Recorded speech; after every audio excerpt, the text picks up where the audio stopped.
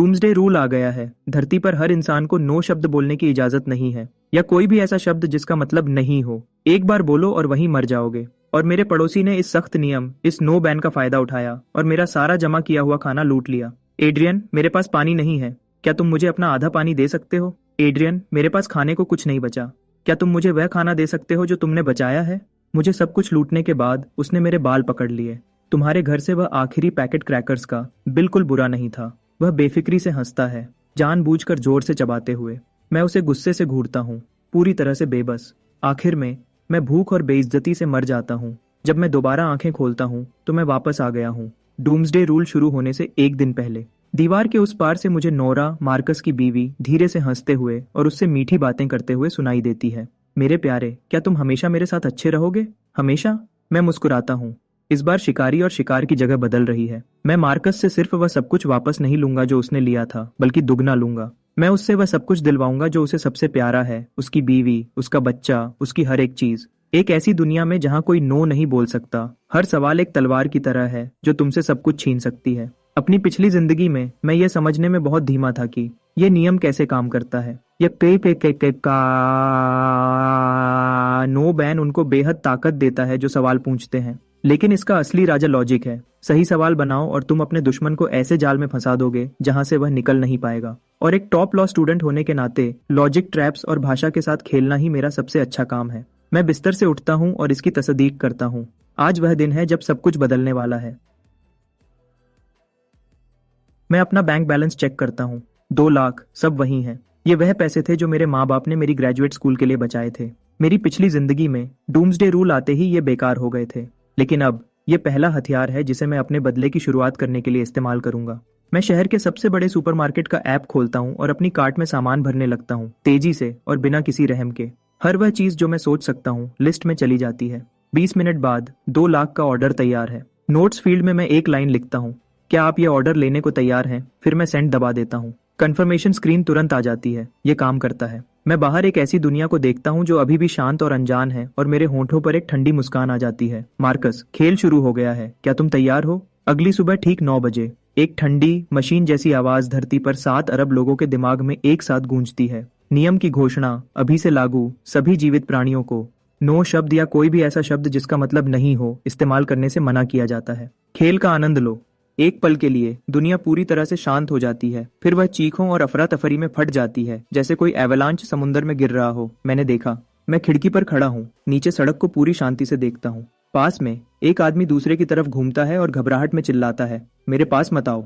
अगली ही सेकंड एक अदृश्य शक्ति उसे मिटा देती है। सिर्फ राख बचती है। डर की चीखें चारों तरफ फट पड़ती हैं।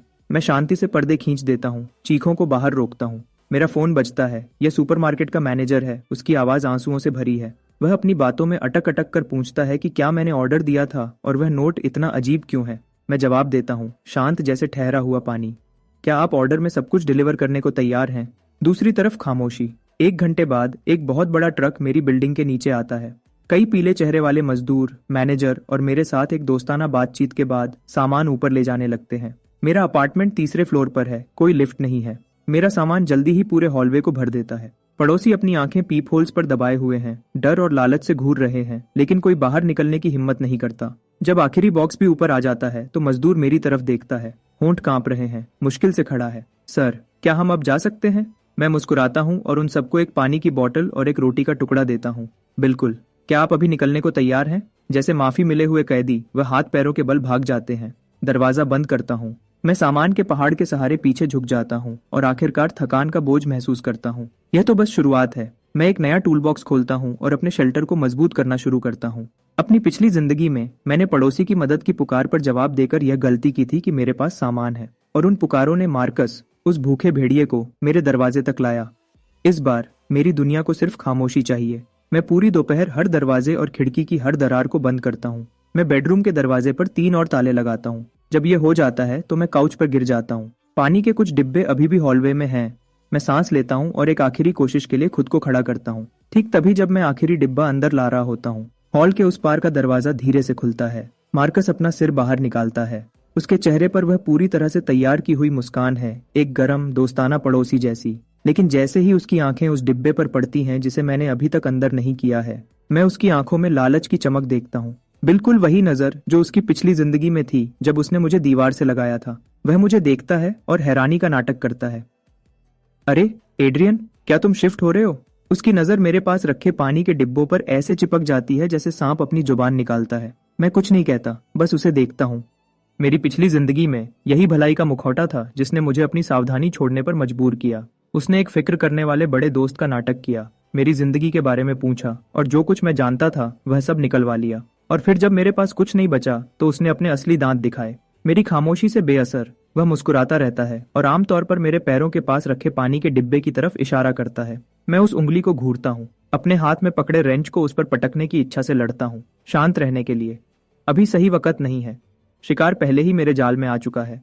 मुझे बस उसे कदम कदम पर अपनी मर्जी से सीधा जाल के बीच तक ले जाना है। वह सोचता है कि वह अभी भी कंट्रोल में है, अभी भी शिकारी है, और मैं अभी भी वही बेबस बेवकूफ शिकार हूँ जिसके साथ वह जो चाहे कर सकता है। वह मुझे सबसे आसान सवालों से परखना चाहता है, यह देखने के लिए कि क्या मैं नियम को समझता हूँ, मेरी हदों को महसूस करने के लिए। वह मेरा दरवाजा खोलना चाहता है और मेरा सामान सबसे कम कीमत पर लेना चाहता है। तो आगे बढ़ो और पूछो। तुम्हारे मुंह से निकला हर एक शब्द वह रस्सी बनेगा जिससे तुम खुद को फांसी दोगे। मार्कस आखिरकार अपना छोटा सा वन मैन शो खत्म करता है, झुकता है और अपना चेहरा मेरे करीब लाता है। वह एक गरम दोस्ताना लहजा अपनाता है जो उसे लगता है। एड्रियन मैन, बाहर बहुत गर्मी है, क्या तुम अपना आधा पानी मेरे साथ शेयर कर सकते हो? यह रहा सवाल। एक ठहरे हुए तालाब में पत्थर गिरने की तरह बाहर की तरफ फैलता है, घुटन भरे हॉलवे में गोल गोल घूमता है। हवा जम सी जाती है। मैं सूरज की आखिरी रोशनी में उड़ते हुए छोटे धूल के कणों को भी देख सकता हूँ। मार्कस वह परफेक्ट मुस्कान बनाए रखता है। उसकी आंखें इस यकीन से चमक रही हैं कि वह पहले ही जीत चुका है। उसे यकीन है कि मैं मना नहीं कर सकता। आखिर नियम सब पर बराबर लागू होता है। मेरी पिछली जिंदगी में उसी सवाल का सामना करते हुए मैं घबरा गया था, अपनी बातों में अटक रहा था, समझ नहीं आ रहा था कि क्या कहूँ। आखिर में नियम के अदृश्य बोझ से दबकर मैंने बिना कुछ कहे हार मान ली। पानी का वह डिब्बा मेरे दरवाजे से उसकी पहली कदम था और मेरा पहला कदम गहराई में। लेकिन अब उसके उस नकली चेहरे को घूरते हुए मेरा दिल बर्फ जैसा ठंडा और पूरी तरह से शांत है। वह सोचता है कि उसका सवाल चालाक है। क्या तुम आधा शेयर कर सकते हो? एक टेक्स्ट बुक जैसा गोलमोल और खुला सवाल। यह जैमल था, यह जालों से भरा है। वह पड़ोसियों की जान पहचान का फायदा उठाता है ताकि लूट को उदारता के रूप में छुपा सके। नो बैन की ताकत का फायदा उठाता है ताकि मैं मना न कर सकूं। अगर मैं मान जाता हूं तो उसने नियम की हदों को समझ लिया है और मेरी कमजोरी को मुफ्त में पकड़ लिया है। अगर मैं घबरा जाता हूं और बाहर निकलने की कोशिश करता हूं तो उसे यकीन हो जाएगा कि मैं ऐसा इंसान हूं जिसे वह कुछ भी कर सकता है। नाटक बंद करो मार्कस। तुम्हारी वह सस्ती मुस्कान किसी को नहीं, सिर्फ तुम्हें बेवकूफ बना रही है। जवाब देने की बजाय मैंने धीरे से अपना मुंह खोला। मार्कस, मैं ठीक से समझ नहीं पाया। क्या तुम मुझसे पूछ रहे हो? मैं जानबूझकर रुकता हूँ, फिर मैं एक एक शब्द करके बताता हूँ, हर वह अनकही बात जो उसने अभी कही थी। क्या तुम पूछ रहे हो कि क्या मैं वह पानी जो मैंने मेहनत से खरीदा है, 3 मंजिलें ऊपर लाया हूँ और उसका आधा तुम्हें मुफ्त में दे दूं? क्या तुम्हारा यही मतलब है? हॉलवे में पूरी खामोशी छा जाती है। मार्कस का चेहरा बदल जाता है, गर्मी गायब हो जाती है, उसकी जगह तेज शक आ जाता है। उसे बिल्कुल उम्मीद नहीं थी इसकी। उसकी नजरों में मैं हमेशा शांत किस्म का इंसान था, थोड़ा धीमा सच कहूं तो, और फिर भी मैं यहाँ ऐसा कुछ कर रहा हूँ। मैंने उसके छुपे हुए मतलब को सबके सामने रख दिया है और अब उसके पास जवाब देने का कोई रास्ता नहीं है। जिस पल वह इसे मानेगा उसका पूरा अच्छा आदमी का नाटक यहीं सबके सामने टूट जाएगा। एपोकलिप्स में जो कोई भी खुलेआम कुछ मुफ्त में चाहता है वह तुरंत सबका निशाना बन जाता है, लेकिन वह नो भी नहीं बोल सकता क्योंकि उसका मतलब तुरंत मौत है। हॉलवे में कई दरवाजे थोड़े से खुलते हैं, उनके पीछे से आंखें और कान उन पर दबाए हुए हैं, तनाव से देख रहे हैं जैसे डूम्सडे रूल के तहत पहली असली टक्कर हो रही है। मैं उन सब आंखों को मार्कस और मेरे बीच आगे पीछे होते हुए महसूस कर सकता हूँ। मार्कस के माथे पर पसीने की एक पतली परत बनने लगती है। उसका गला ऊपर नीचे होता है जब वह मुश्किल से निगलता है। उसका वह खुदगर्ज दिमाग तेज काम कर रहा है, बाहर निकलने का रास्ता ढूंढ रहा है, लेकिन मैं उसे कोई रास्ता नहीं दे रहा। मैं दोबारा मुस्कुराता हूँ, इस बार और गहरा, थोड़ी सी मजाक के साथ, और मैं अपना दूसरा सवाल फेंकता हूँ। शायद।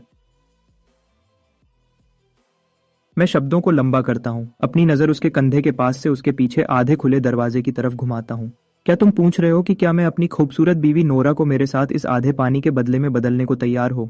मार्कस के दिमाग में कुछ फट जाता है। उसकी समझ का आखिरी धागा 2 टुकड़ों में टूट जाता है। उसका चेहरा जमे हुए सफेद से गुस्से वाले बैंगनी लाल हो जाता है, फिर एक गुस्से वाले भूरे हरे में बदल जाता है। वह मुझे बड़ी जमी हुई आंखों से घूरता है। लालच और हिसाब किताब का हर निशान हैरानी और क्रोध से मिट गया है। जैसे वह मुझ पर झपट कर मुझे टुकड़े टुकड़े करना चाहता हो। मेरे शब्द हॉलवे में एक डेप्थ चार्ज की तरह टकराते हैं। ड्रामा का मजा साफ तौर पर अपोकलिप्स के डर से ज्यादा है। मार्कस के पीछे दरवाजा धीरे से पूरा खुल जाता है। नोरा का शांत खूबसूरत चेहरा उलझन और घबराहट से भरा है। उसने साफ तौर पर झगड़ा सुना था और चेक करने के लिए बाहर आई थी, लेकिन सीधे मेरे कहे हर शब्द में आ गई। कोई चेतावनी नहीं, कोई सहारा नहीं। समय धीमा हो जाता है। मैं उसके चेहरे से रंग उड़ते हुए देखता हूँ जब तक वह कागज जैसा सफेद नहीं हो जाता। फिर उसकी नजर मेरे मुस्कुराते चेहरे से तेजी से अपने पति मार्कस पर जाती है। वह जवाब का, एक सफाई का इंतजार कर रही है, और मार्कस मेरे सवाल से वहीं जम गया है। हर पड़ोसी की नजरों के नीचे वहीं अटका हुआ है, ठीक उस बीवी के सामने जिसे वह सबसे प्यारा करने का दावा करता है। वह पहले सवाल को मान नहीं सकता, वह वहीं पर सोशल सुसाइड होगा। वह दूसरे को भी मान नहीं सकता जब तक वह अभी अपने परिवार को बर्बाद नहीं करना चाहता, लेकिन वह नो नहीं बोल सकता। हवा एक पब्लिक टेकडाउन के नशीले मजा से गूंज रही है। मैं अपने हाथ बांध कर उसे पूरी आसानी से देखता हूँ। मार्कस कौन सा है? एक चुनो ताकि मैं तुम्हें सही जवाब दे सकूं, ठीक है? आखिर में मार्कस, जिसका चेहरा सफेद पड़ गया है, नोरा को पकड़ता है, मेरे सवाल को पूरी तरह से नजरअंदाज करता है और अपने कमरे में वापस चला जाता है। और मैं पानी का आखिरी डिब्बा अंदर ले जाता हूँ, एक शांत जीत के एहसास के साथ अपने अपार्टमेंट में वापस चलता हूँ। रात के गहरे अंधेरे में कोई मेरे दरवाजे पर दस्तक देता है, धीरे से, हिचकिचाते हुए, जांचते हुए, जैसे कुछ भी डिस्टर्ब करने से डर रहा हो, फिर भी एक ऐसी मायूसी की धमकी लिए हुए जो छुपाई नहीं जा सकती। मैं दरवाजे की तरफ जाता हूँ और पीप होल से देखता हूँ। हॉलवे में मोशन सेंसर लाइट बंद है, सब कुछ अंधेरा है, लेकिन खिड़की से आती हल्की चांदनी से मैं अभी भी दूसरी तरफ का चेहरा देख सकता हूँ, पीला, सूखे आंसुओं से भरा। यह नोरा है, मार्कस की बीवी। वह एक छोटे पतले बच्चे को अपनी छाती से लगाए हुए है, सोया हुआ। उसका छोटा सा चेहरा सिकुड़ा हुआ है, साफ तौर पर बीमार है। वह आज दोपहर से कहीं ज्यादा बुरी लग रही है, होंठ फटे हुए, आंखें खोखली जैसे तूफान से मरी हुई फूल। मैं दरवाजा नहीं खोलता, मैं कोई आवाज नहीं करता, मैं बस उसे खामोशी से देखता हूँ, उसे अंधेरे में धीरे से कांपते हुए देखने के लिए, डर और बेबसी से घिरे हुए। और आखिरकार, जैसे उसके पास कुछ नहीं बचा हो, वह अपना माथा मेरे दरवाजे की ठंडी सतह पर टिका देती है और एक धीमी सी आवाज निकलती है, लगभग कुछ भी नहीं, प्लीज।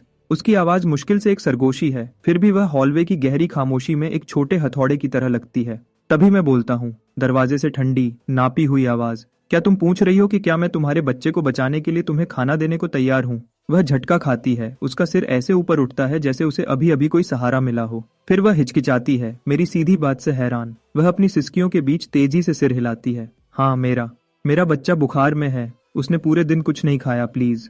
मैं तुरंत जवाब नहीं देता। मैं सोच रहा हूँ, पार्टसाते मार्कस कहाँ है? वह आदमी जिसने कसम खाई थी कि वह उससे प्यार करता है, जिसने हमेशा उसकी देखभाल करने का वादा किया था, वह अब कहाँ है? वह शायद आज दोपहर के पब्लिक टेकडाउन से अभी भी गुस्से में होगा, अपने बेबस गुस्से की हर बूंद उस बीवी और बच्चे पर निकाल रहा होगा जो जवाब नहीं दे सकते। एक आदमी जो बाहर बेइज्जती झेलता है और घर आकर अपने परिवार पर गुस्सा निकालता है। मैंने अपनी पिछली जिंदगी में ऐसे लोगों को कई बार देखा है। मैं दरवाजा खोलता हूँ, लेकिन सिर्फ थोड़ा सा। चेन अभी भी मजबूती से लगी हुई है। दरार से मैं एक दूध का कार्टन और 2 अलग अलग पैक किए हुए रोल्स देता हूँ। पहले बच्चे को कुछ खिलाओ। नोरा की आंखें तुरंत चमक उठती हैं और वह कांपते हाथों से आगे बढ़ती है। वह कभी अच्छे से रखे हुए हाथ थे, अब तनाव ने उन्हें उंगलियों के जोड़ पर सफेद कर दिया है। जिस पल उसकी उंगलियां कार्टन को छूती हैं, मैं नहीं छोड़ता। इसकी बजाय मैं धीमी और शांत आवाज में बोलता हूँ, एक आदमी जो सिर्फ अपनी इज्जत की फिक्र करता है और अपनी बीवी और बच्चे की नहीं, क्या तुम्हें सच में लगता है कि वह तुम्हें बचा सकता है? उसका पूरा शरीर अकड़ जाता है। कार्टन पकड़ा हुआ हाथ ऐसे पीछे हट जाता है जैसे उसने गर्म आग को छुआ हो। मैंने उसकी आंखों में रोशनी को धीरे धीरे कम होते देखा, तेजी से और साफ तौर पर। उसकी जगह कुछ गहरा आ गया, एक खोया हुआ, दर्द भरा एहसास, जैसे किसी ने अभी अभी उसकी सच्चाई को जोर से बोल दिया हो। मैं छोड़ देता हूँ। दूध और रोटी उसकी बाहों में गिर जाते हैं और फिर मैं दरवाजा जोर से बंद कर देता हूँ, उसे और उसके सारे एहसासों को दूसरी तरफ बंद कर देता हूँ। मैं दोबारा नहीं देखता, लेकिन मुझे उसके लड़खड़ाते कदमों की आवाज सुनाई देती है जो हॉल में पीछे हट रहे हैं। फिर मार्कस की आवाज दीवार से फट पड़ती है, तुम उस कचरे के पास खाने के लिए भीख मांगने गई थी? तुमने मेरी इज्जत पूरी तरह से बर्बाद कर दी है। फिर नोरा का दबी हुई रोने की आवाज आती है और किसी भारी चीज के फर्श पर गिरने की धीमी आवाज। मैं ठंडे दरवाजे के सहारे झुक जाता हूँ। एक धीमी ठंडी मुस्कान मेरे चेहरे पर फैल जाती है। अच्छा, दरार पड़ गई है, लेकिन अभी ये काफी नहीं है। लगभग 10 मिनट बाद पड़ोस में झगड़ा शांत हो जाता है। उसकी जगह मार्कस के हॉलवे में चलने की आवाज आती है। उसकी आवाज जानबूझकर ऊंची की गई है, गुस्से से भरी हुई। वह एक पड़ोसी के दरवाजे पर दस्तक देता है। वेड, क्या तुम अभी तक जाग रहे हो? तुम्हें कुछ बताना है। वह आदमी जो हॉल के उस पार है, वह पूरी तरह से खराब है। उसने उस कमबख्त नियम का इस्तेमाल करके मेरी बीवी को थोड़े से खाने के लिए घुटनों पर ला दिया। लीसा, तुम्हें सावधान रहना होगा। हमारा पड़ोसी एक राक्षस है। वह नियम का इस्तेमाल करके हम सबसे चोरी कर रहा है। अफवाहें अपोकलिप्स में सबसे सस्ता और तेज हथियार हैं जो बिना किसी मेहनत के डर और नफरत को भड़का देती है। जल्दी ही मेरे दरवाजे के बाहर फिर से कदमों की आवाज इकट्ठी होती है। इस बार यह एक इंसान नहीं है, यह कम से कम 4 या 5 लोगों के आगे पीछे चलने की आवाज है। सब मेरे दरवाजे के ठीक बाहर रुक जाते हैं, जैसे कुत्तों का झुंड जिन्होंने खून की बू सूंघ ली हो। पीप होल से मैं मार्कस को आगे देखता हूँ। उसका चेहरा एक काले बदले की भूख से भरी संतुष्टि से बिगड़ा हुआ है। उसके पीछे कई बड़े आदमी खड़े हैं। सब इस बिल्डिंग के रहने वाले हैं। कुछ के हाथों में बेसबॉल बैट्स हैं, दूसरे रेंचेस पकड़े हुए हैं। तनाव तुरंत अपनी ऊंचाई पर पहुंच जाता है। बाहर से भारी रुक रुक कर सांस लेने की आवाज आती है, जो मुझसे सिर्फ एक पतले सिक्योरिटी डोर से अलग है। लालची खतरनाक इरादा इतना गहरा है कि लगता है जैसे वह जमकर टपक सकता है। एड्रियन, दरवाजा खोलो। मार्कस की आवाज दरवाजे से आती है, जबरदस्ती की अथॉरिटी की परत में लिपटी हुई, कस के कंट्रोल की हुई उत्तेजना।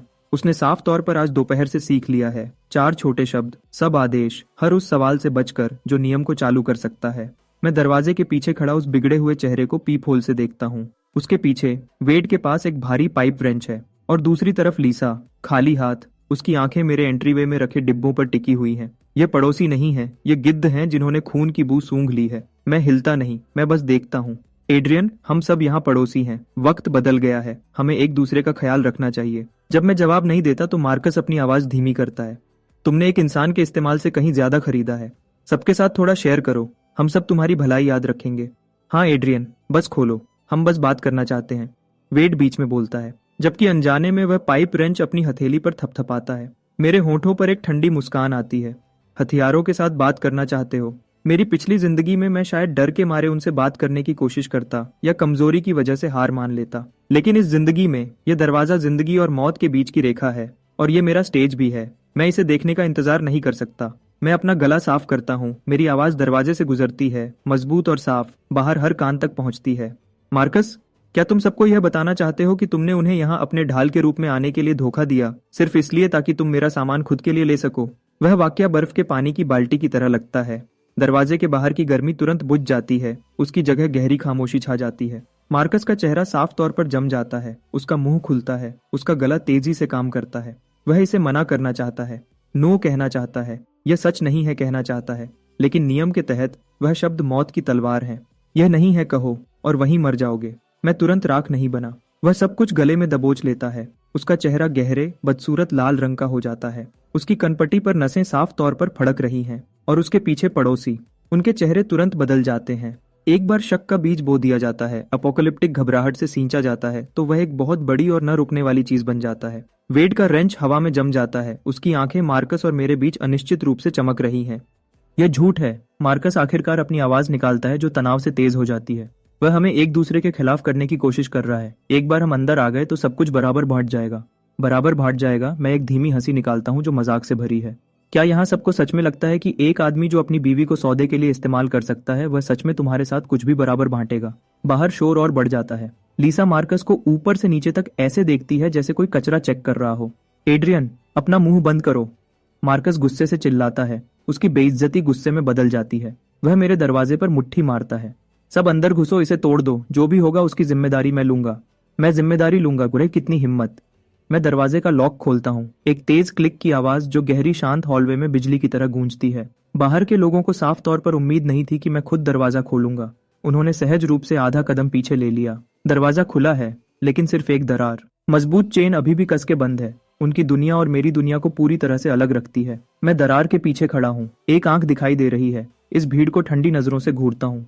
चलो फिर, कौन पहला कदम उठाना चाहता है? मैं आराम से अपनी जेब में हाथ डालता हूँ, एक यूटिलिटी नाइफ निकालता हूँ और ब्लेड को बाहर निकालता हूँ। उनकी नजरों में यह चाकू कुछ भी नहीं हो सकता। एक ऐसी दुनिया में जहाँ नो बैन का राज है, भाषा ही एकमात्र न्यूक्लियर हथियार है जो मायने रखता है। वेड, ठीक है ना? मैं ग्रुप के सबसे बड़े आदमी को देखता हूँ। तुम्हारे पास एक भारी रेंच है। अगर तुम इसका इस्तेमाल मेरा दरवाजा तोड़ने के लिए करते हो, तो क्या तुम घर में घुसने और अपने परिवार के हर इंसान की तुरंत मौत का खतरा उठाने को तैयार हो? वेड का हाथ जोर से झटका खाता है। रेंच लगभग सीधा उसके अपने पैर पर गिर जाता है। ये एक लॉजिक ट्रैप है। नियम शायद सिर्फ नेगेटिव शब्दों पर बैन लगाता है, लेकिन ये इरादे को भी परखता है। अगर मैं इसे चोरी कहता हूँ और वह इसे मना नहीं कर सकता क्योंकि वह नो नहीं बोल सकता, तो लॉजिक के हिसाब से उसने इसे मान लिया है। और एक बार जब मैं उसे उस हाई रिस्क लेबल की पुष्टि करने में मदद करता हूँ, तो उसके अंदर मौत का डर बेहद बढ़ जाएगा। मैं... वेड हकलाता है, पसीना उसके चेहरे से बह रहा है। वह कहना चाहता है कि मैं यहाँ किसी को लूटने नहीं आया हूँ, लेकिन वह कह नहीं सकता। वह एक सवाल हर रास्ते को बंद कर देता है। क्या हुआ? शब्द नहीं मिल रहे। मेरी नजर ठंडी रहती है जब मैं हॉलवे में हर चेहरे को देखता हूँ। या शायद लीसा, क्या तुम मार्कस के खाने के लिए तैयार हो? अपने बच्चे को इस दुनिया में अनाथ छोड़ने के लिए। लीसा कांप जाती है। उसकी आंखों में लालच तुरंत मिट जाती है और उसकी जगह पूरा डर आ जाता है। वह पीछे झटका खाती है जैसे उसे जला दिया गया हो। देखो मार्कस, मैं उसे दरार से देखता हूँ। उसका चेहरा गुस्से वाला भूरा है।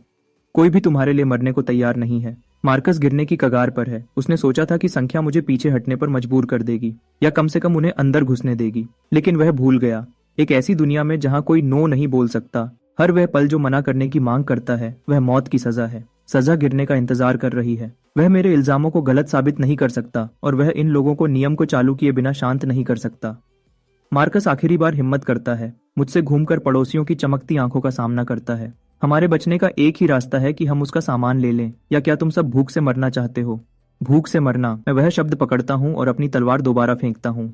अगर तुम्हें सबके भूखे मरने की इतनी फिक्र है तो तुमने वह 2 डिब्बे सॉसेजेस और वह चावल का बैग क्यों नहीं निकाला जो तुमने अपने घर में छुपा रखा है? इस बार हवा सिर्फ ठंडी नहीं होती, वह पूरी तरह से जम जाती है। हॉलवे में हर आंख मार्कस पर ऐसे टिक जाती है जैसे स्पॉटलाइट। भूखे शिकारी जानवरों की भूखी नजर जिन्होंने अभी अभी शिकार ढूंढा हो। मार्कस की आंखों की पुतलियां तेजी से सिकुड़ती हैं। उसके पास सच में घर में चीजें छुपी हुई हैं। उसका आखिरी पत्ता। उसने कभी सोचा भी नहीं था कि मैं जानता हूंगा, और तो और इसे यहीं अभी सबके सामने खोल दूंगा। ये बकवास है। वह सहज रूप से इसे मना करने की कोशिश करता है, लेकिन ये बकवास है में कोई एब्सोल्यूट नेगेटिव शब्द नहीं है। तो वह मौत की कगार पर तेजी से नाचता है। मैं बकवास कर रहा हूँ? मैं मुस्कुराता हूँ, चमकदार, खुला, तबाह करने वाला। तो क्या तुम सबको अभी अपने घर ले जाने को तैयार हो? एक नजर के लिए, बस एक नजर। और अगर मैं गलत हूं तो मैं अपने अपार्टमेंट में सब कुछ दोनों हाथों से दे दूंगा। क्या तुम तैयार हो? Checkmate Marcus. यह एक पूरा या तो यह या वह है। या तो वह सबको अपने अपार्टमेंट ले जाता है, जो उसने छुपाया है उसे खोल देता है और पड़ोसियों द्वारा साफ कर दिया जाता है, या वह मना करता है और भले ही वह नो नहीं बोल सकता, अगर वह चुप रहता है या बहाने बनाता है तो वह असल में मान लेता है कि वह सबको धोखा दे रहा था, उन्हें टॉप के चारे के रूप में इस्तेमाल कर रहा था जबकि खुद के लिए जमा कर रहा था। पसीना मार्कस के माथे से नीचे लुढ़कता है और उसकी आंखों में चुभता है। वह उसे पूछने की हिम्मत भी नहीं करता। वह अपने आसपास की आंखों को बदलते हुए देखता है, शक से गुस्से तक और फिर पूरी नफरत तक, और उसके पैर कांपने लगते हैं। वेड, जाकर देखो। मैं ठीक सही वक्त पर आखिरी वार करता हूँ। वेड घूमता है और मार्कस को ठंडी, बेभाव वाली नजर से देखता है। मार्कस, एड्रियन की बात में दम है। जब हम सब एक दूसरे की मदद करने की बात कर रहे हैं तो क्यों ना हम तुम्हारे घर से शुरुआत करें? हाँ मार्कस, क्या तुमने अभी नहीं कहा था कि सब कुछ बराबर बढ़ जाएगा? लीसा की आवाज तेज और चुभने वाली हो जाती है। लगता है शेयरिंग तुम्हारे सामान से भी शुरू होनी चाहिए। बस कुछ ही वाक्यों में हर वह हथियार जो मुझ पर ताना गया था घूमकर सीधा मार्कस में घुस गया है। यह अपोकलिप्स है। यह इंसानी फितरत है। खुदगर्जी से ज्यादा कुछ भी मजबूत नहीं और कुछ भी इतनी तेजी से नहीं टूटता। मार्कस अंधी घबराहट में पीछे लड़खड़ाता है। उसकी पीठ मेरे दरवाजे से टकराती है। उसे आग पर रख दिया गया है और वह जल रहा है। मेरा घर। मार्कस बिखर जाता है, बहाने ढूंढता है। बीवी बीमार है, चाबियां खो गई हैं, लेकिन इस तरह के दबाव में उसके पास जो थोड़ा बहुत है वह बिल्कुल काफी नहीं है। उसे डर है कि एक गलत शब्द उसे वहीं मार डालेगा, और इससे भी ज्यादा डर है कि पड़ोसी क्या करेंगे अगर वह सच मान लेता है। मेरी नजरों से दूर हो जाओ। आखिर में डर और गुस्से से अपनी हद से आगे बढ़कर वह सीधा वेड पर चिल्लाता है। वेड शांत हो जाता है, फिर उसका चेहरा सख्त हो जाता है। वह पाइप रेंच फर्श पर पटकता है। ठीक है मार्कस, तो हम बस तुम्हारे मोहरे हैं, क्या यही है? वेड दूसरों को हाथ से इशारा करता है। चलो घर चलते हैं। जो कोई भी अब इस आदमी से परेशान होगा वह बेवकूफ है। भीड़ जितनी तेजी से इकट्ठी हुई थी उससे ज्यादा तेजी से बिखर जाती है। वह यहाँ सिर्फ उसके लिए थे जो उन्हें मिल सकता था। अब जब उन्होंने मार्कस को उसके असली रूप में देख लिया है, एक आदमी जो सब कुछ मुफ्त में लेना चाहता है, और उसने सामान जमा कर रखा था जिसे उसने शेयर करने से मना कर दिया। नफरत उससे भी ज्यादा जल रही है जितनी अगर वह खाली हाथ जाते। हॉलवे जल्दी से खाली हो जाती है जब तक सिर्फ मार्कस नहीं बचता। मेरे दरवाजे के सहारे झुका हुआ है जैसे उसकी रीढ़ की हर हड्डी निकाल दी गई हो। दरार से मैं धीरे से बोलता हूँ, मार्कस, खेल अभी शुरू ही हुआ है। लगता है तुम्हारे सारे साथी चले गए हैं। मार्कस घूमता है और मेरे दरवाजे की दरार पर नजर जमा लेता है। उसकी आंखों में लाल नसें फटने को तैयार लग रही हैं। अभी वह बिल्कुल एक पागल कुत्ते जैसा लग रहा है, काटने को बेचैन, लेकिन हर दांत टूटा हुआ है। क्या तुम अब घर जाने को तैयार हो? मैं दोबारा पूछता हूँ। मेरी आवाज एक पुराने दोस्त की तरह गर्म और नर्म है। या तुम यहीं रुककर मेरे अगले सवाल का इंतजार करोगे, जैसे तुम्हारी उस खूबसूरत बीवी के बारे में और जानकारी? वाइफ शब्द मार्कस को ऐसे लगता है जैसे किसी ने बिल्ली की दुम पर पैर रख दिया हो। आज दोपहर की बेइज्जती और आज रात की हार मिलकर उसकी समझ का आखिरी हिस्सा छीन लेती है, लेकिन वह मुझे छूने की हिम्मत नहीं करता। वह सारा गुस्सा निगल लेता है और उसे मेरे दरवाजे पर एक गुस्से वाले लात में बदल देता है। बेबस गुस्से की एक दहाड़ निकालता है, फिर घूमकर अपने दरवाजे की तरफ भागता है। दरवाजा इतनी जोर से बंद होता है कि पूरी बिल्डिंग कांप उठती है। मैं अपना दरवाजा आराम से बंद करता हूँ। दुनिया शांत हो जाती है, लेकिन मैं जानता हूँ यह तूफान से पहले की शांति है। मार्कस जैसा आदमी जो खुदगर्जी से भरा है और अपनी इमेज के पीछे पागल है, अभी अभी सबके सामने टूट गया है। उसकी हर चाल बिखर गई है और उसने अभी अभी पूरी बिल्डिंग के सामने सोशल सुसाइड किया है। उसका वह जहरीला गुस्सा कहीं नहीं जा सकता, न मेरी तरफ न पड़ोसियों की तरफ। उस बंद अपार्टमेंट की हदों में इसे झेलने के लिए सिर्फ वह इंसान बचा है जिसे वह अपनी निजी संपत्ति समझता है, नोरा। मैं दीवार की तरफ जाता हूँ और सुनता हूँ। ज्यादा देर नहीं लगती। दूसरी तरफ कुछ टूटता है। एक आदमी की पागलपन भरी गालियां और एक औरत का टूटा हुआ बेचैन रोना। तुम बेकार गद्दार। मार्कस की आवाज दो दीवारों को चीर कर निकलती है बिना एक भी तेजी खोए। क्या तुमने उसे बताया कि हमारे पास खाना था? क्या यह तुम थी? एक तेज आवाज, थप्पड़ की आवाज और नोरा की दर्द भरी चीख सीधे अंदर आती है। मैं काउच पर बैठ जाता हूँ और अपनी आंखें बंद कर लेता हूँ। पल एक के बाद एक गुजरते जाते हैं। बाहर आसमान पूरी तरह से अंधेरा हो जाता है। पड़ोस में हिंसा की आवाजें बहुत देर तक चलती रहती हैं, फिर आखिरकार रात के गहरे अंधेरे में खो जाती हैं। मैं जानता हूँ वह पल आ रहा है। वह दरवाजा जिसे मार्कस ने अपने हाथों से बंद किया था बहुत जल्दी दोबारा खुलेगा। मैं अंधेरे में बैठा अपनी दरवाजे को खामोशी से देखता हूँ। यकीनन लगभग आधे घंटे बाद बाहर से सबसे हल्की कदमों की आवाज आती है। उसके बाद एक ऐसी दस्तक आती है जो इतनी धीमी है कि लगभग कुछ भी नहीं। चलो, मैं उठता हूँ, दरवाजे तक जाता हूँ और पीप होल से देखता हूँ। हॉलवे की खिड़की से आती हल्की चांदनी में मैं एक चेहरा देखता हूँ जो आंसुओं के निशानों और चोटों से भरा है। यह नोरा है, अपने बेटे छोटे बेन को अपनी छाती से लगाए हुए। वह बस वहीं खामोशी से खड़ी है। मैं जानता हूँ वह क्या कर रही है। वह इस बात पर दांव लगा रही है कि क्या मैं दरवाजा खोलूंगा। बिल्कुल मैं खोलूंगा, भलाई के लिए नहीं, बल्कि इसलिए क्योंकि वह आखिरी टुकड़ा है जो मुझे मार्कस को पूरी तरह से तोड़ने के लिए चाहिए। नोरा को अंदर लेना उसे किसी भी और चीज से कहीं ज्यादा गहरा जख्म देगा। मैं तुरंत हैंडल नहीं घुमाता। इसकी बजाय मैं दरवाजे की ठंडी सतह के करीब झुकता हूँ और इतनी धीमी आवाज में बोलता हूँ कि सिर्फ हम दोनों सुन सकें। नोरा, मेरे दरवाजे पर ऐसे खड़ी हो, क्या तुम मुझसे कुछ पूछना चाहती हो? बाहर की परछाई तेज झटका खाती है। उसकी कांपती आवाज अंधेरे से आती है, बस एक शब्द उसके सिसकियों में टूटने से पहले। मैं सब्र से इंतजार करता हूँ, एक शिकारी जो अपने शिकार को नर्म हाथ से आगे बढ़ा रहा है। क्या तुम पूछ रही हो कि क्या मैं तुम्हें और तुम्हारे बच्चे को कुछ खाना देने को तैयार हूँ? मैं उसके लिए कहता हूँ। वह एक पल के लिए शांत रहती है, फिर एक हल्का लेकिन साफ शब्द आता है, हाँ। मैं बदलता हूँ। एक ठंडी जांच की आवाज मेरी आवाज में आती है। क्या तुम पूछ रही हो कि क्या मैं तुम्हें और तुम्हारे बच्चे को अंदर लेने और तुम्हें रहने के लिए एक सुरक्षित जगह देने को तैयार हूँ? यह सवाल पिछले वाले से कहीं ज्यादा भारी है। खाना लेना सिर्फ एक लेन देन है, लेकिन सहारा लेना पूरी तरह से धोखा और हार मान लेना है। बाहर की खामोशी पूरे आधे मिनट तक खिंचती है। मैं उसके अंदर चल रही जंग की तस्वीर बना सकता हूँ। आखिरकार, जैसे उसके पास बची हर आखिरी ताकत को इस्तेमाल करते हुए उसकी आवाज वापस आती है, भारी लेकिन मजबूत। हाँ, अच्छा। मैं धीरे से अपना हाथ लॉक पर रखता हूँ और दरवाजे को थोड़ा सा खोलता हूँ। नोरा का रूप दिल तोड़ने वाला है। उसके बाल उलझे हुए चेहरे पर चिपके हुए हैं। उसकी मुंह का कोना फटा हुआ और रिस रहा है। उसके बाएं गाल पर एक गहरा 5 उंगलियों का निशान ऊंचा उठ रहा है, जो पहले ही बैंगनी हो रहा है। नोरा, तो तुम सच में यह पूछ रही हो, क्या तुम मेरी हिफाजत कबूल करने और घर के रोज के काम संभालने को तैयार हो? तुम्हारे और तुम्हारे बच्चे के लिए खाने और पूरी सुरक्षा के बदले में, क्या यही ठीक है? मैं हिफाजत और घर के काम संभालने पर जोर देता हूँ। यह दान नहीं है, यह एक कॉन्ट्रैक्ट है। वह सिर्फ एक सेकंड के लिए हिचकिचाती है, फिर मार्कस की आवाज दीवार से दोबारा आती है, धीमी और मुश्किल से रोके हुए गुस्से से भरी हुई, उसकी टखने के गिर्द सांप की तरह लपेटती हुई। वह जय ही जोर से कांप जाती है, फिर सीधे मेरी तरफ देखती है और एक मजबूत भारी सिर हिलाती है। हाँ। मैं एक तरफ हट जाता हूँ दरवाजे को साफ करते हुए। फिर स्वागत है। जब नोरा माफी मिली हुई कैदी की तरह चलती है, छोटे बेन को पकड़े हुए, वह आधा लड़खड़ाती आधा तेजी से दरवाजे से अंदर आती है। मैं दरवाजा बंद करता हूँ, लॉक करता हूँ और मार्कस की दुनिया को पूरी तरह से बाहर कर देता हूँ। मार्कस एक घायल जानवर की तरह दहाड़ता है। उसके बाद तेजी से दरवाजा पीटने की आवाज आती है। नोरा, तुम गद्दार, अभी बाहर आओ। नोरा अकड़ जाती है। उसके चेहरे से सारा रंग उड़ जाता है और वह छोटे बेन को कस के पकड़ती है, हवा में पत्ते की तरह कांपती हुई। मैं उसके पास जाता हूँ और धीरे से अपना हाथ उसके कंधे पर रखता हूँ। डरो मत, तुम यहाँ सुरक्षित हो।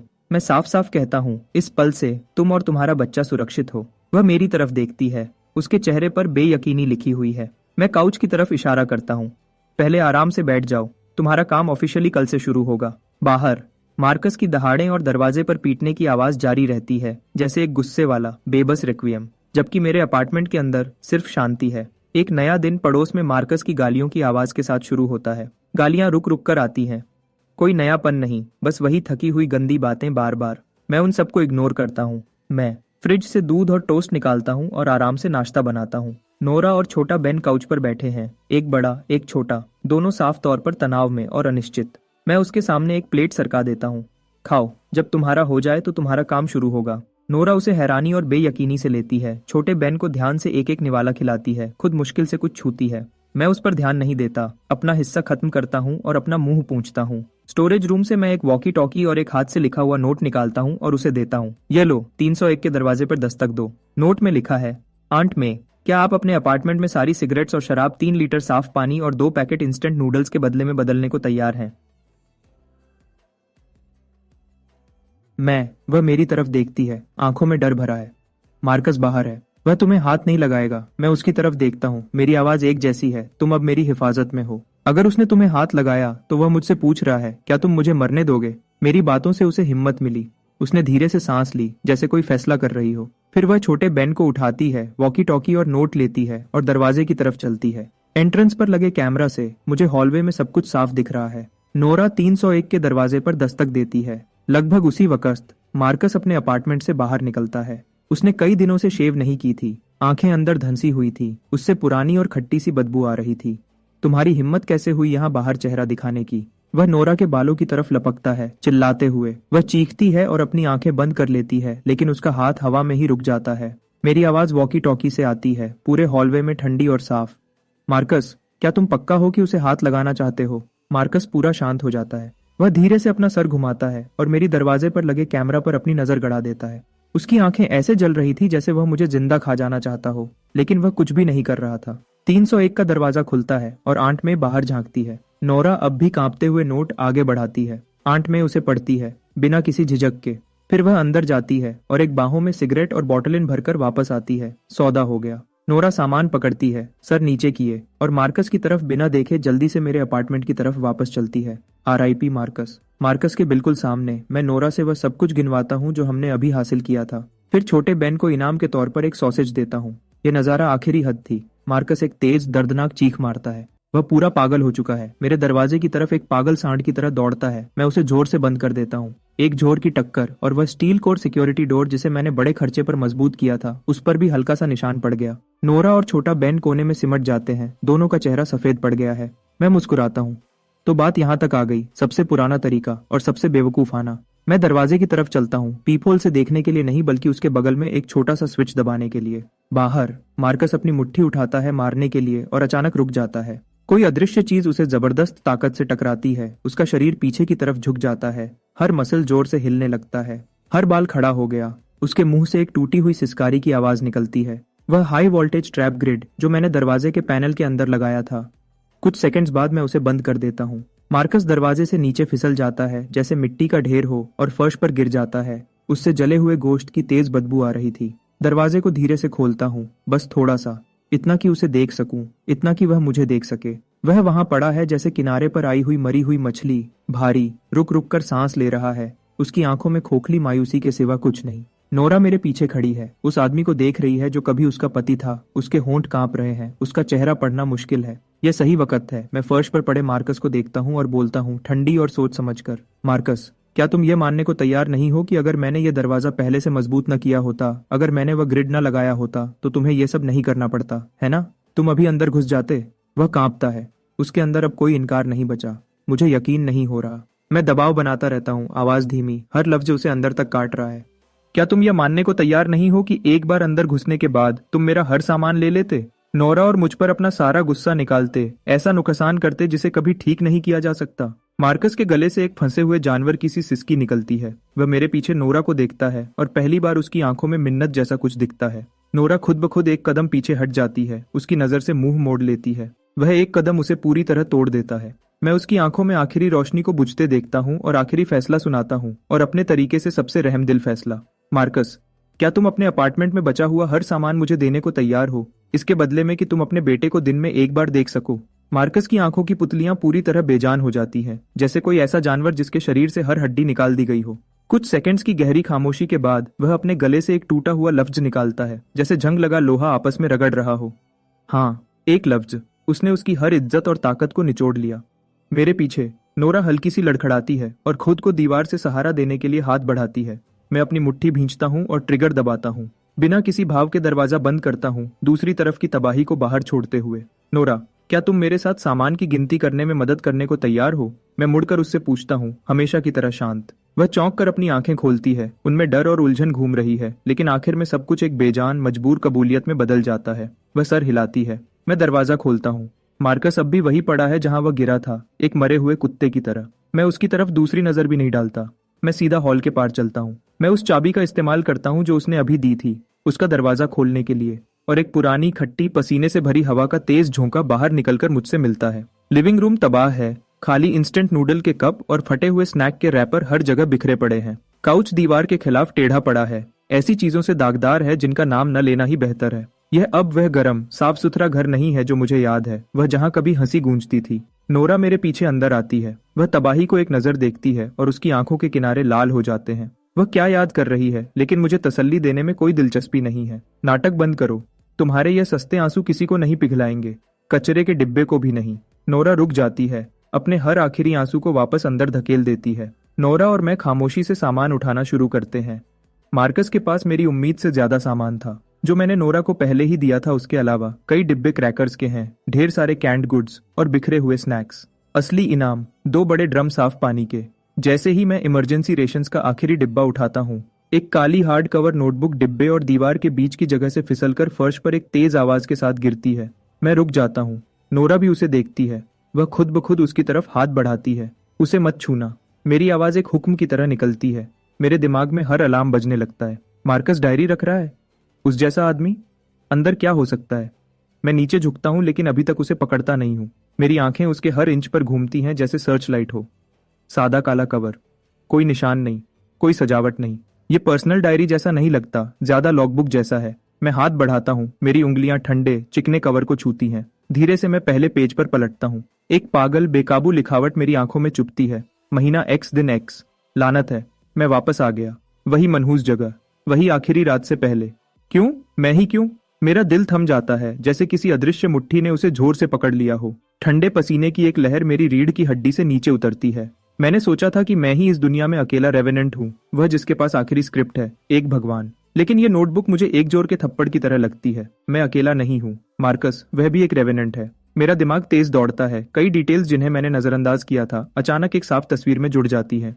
पहले दिन वह सीधा मेरे पास क्यों आया, इतनी ठीक तरह से? वह मेरे सामान से जरा भी हैरान क्यों नहीं था, बस उसके लिए भूखा था? वह मेरी लॉजिक फ्लिप्स पर इतनी जल्दी रिएक्ट क्यों किया, इतनी जल्दी कि उसने तुरंत पड़ोसियों को मेरे खिलाफ कर दिया? मैं खुद को शांत रहने और पढ़ते रहने पर मजबूर करता हूँ। एंट्रीज बेकाबू हैं, कच्ची गालियां, पूरा गुस्सा, लेकिन अंदर ऐसी जानकारी छुपी है जो मेरे रोंगटे खड़े कर देती है। मेरी पिछली जिंदगी में मैं 7 दिन पर मर गया। उस आदमी ने एक ही काउंटर क्वेश्चन से मुझसे सब कुछ छीन लिया जो मेरे पास था। मैं भूख से मर गया। नहीं, ये सही नहीं है। मैं भूखा नहीं मरा था, मुझे उन्होंने मारा था। उस आदमी को नो बैन के बारे में कुछ नहीं पता था। नो बैन तो डूम्सडे रूल का सबसे खतरनाक हिस्सा भी नहीं है। असली डर तो उसके बाद आता है। कुछ क्रीचर्स हैं, साइलेंसर्स, जो नो शब्द पर तुरंत जानलेवा ताकत से रिएक्ट करते हैं। उनमें से किसी एक को नो कहो और तुम्हें वही फाड़ दिया जाएगा। हाँ हाँ हाँ। उस हरामी ने सोचा था कि वह जीत गया। उसे कुछ पता नहीं था, वह सारा सामान जो उसने चुराया था वह उसे साइलेंसर का पहला निशाना बनाएगा। इस बार मैं पहले चलूंगा। मैं उसे हर वह मायूसी महसूस करवाऊंगा जो मैंने अपनी पिछली जिंदगी में महसूस की थी। मेरी उंगलियां नोटबुक के किनारे को इतनी जोर से पकड़ती हैं कि मेरे नाखून सफेद पड़ जाते हैं। तो मार्कस मेरी वजह से और अपनी पिछली जिंदगी में भूख से नहीं मरा। जब मैंने उससे सब कुछ छीन लिया तो वह साइलेंसर से टकराया। वह डेथ क्वेश्चन को पूरा नहीं कर पाया, नो नहीं कह पाया, और उन्होंने उसे मार दिया। और जब वह वापस आया तो मैं उसका पहला निशाना था। वह सिर्फ मेरा सामान नहीं चाहता था, वह चाहता था कि मैं बिल्कुल उसी तरह मरूं जैसे वह मरा था। कितना खतरनाक प्लान। अगर मैं ज्यादा तेज होता तो अभी मैं फर्श पर एक मरे हुए कुत्ते की तरह पड़ा होता। मैं नोटबुक बंद करता हूँ और एक धीमी गहरी सांस लेता हूँ।